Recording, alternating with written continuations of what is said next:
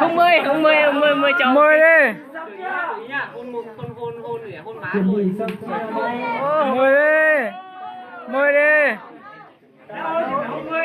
Mười đi. Ok, thế hôn 10. Hôm nay ai là cô dâu? Ê. Phải nghe lời em. Lúc nãy cô dâu phát biểu rồi. Đúng rồi. Chứ là nhà cứ để nhưng mà cô dâu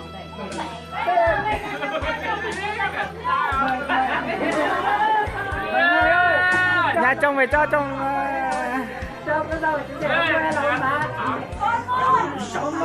Mua đi. Mua á, chào nơi. Chào nơi đi.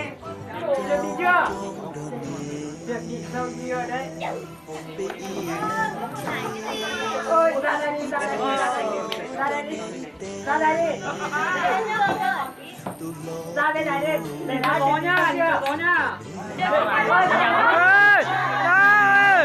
Ơi, gì đây? Quay mặt đi. Hôn đi. Hôn đi.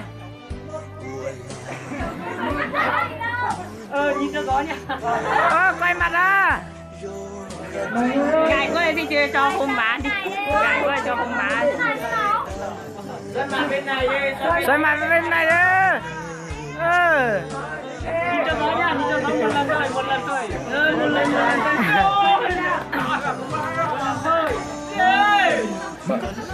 Một. Hai. Ba. Hôn đi.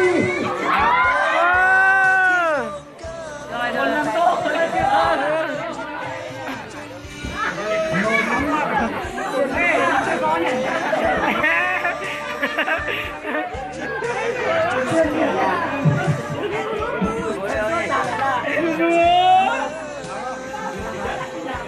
Một, Hai.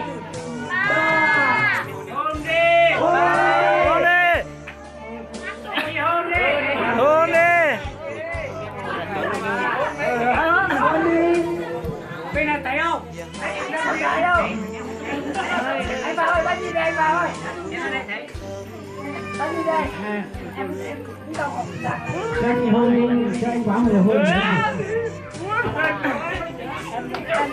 Em ra chính chính nha. Thế anh chị hôn với em là cứ hôn cho người xem đi xấu hổ gì nhỉ? Đúng rồi. Trong này nữa thì xấu hổ. Đấy, xấu hổ thì hôn đi. Chị hôn lên gì? Hôn đi. Hôn đi. 1, 2, 3 anh. Tất cả hôn nhá. 1, 2, 3.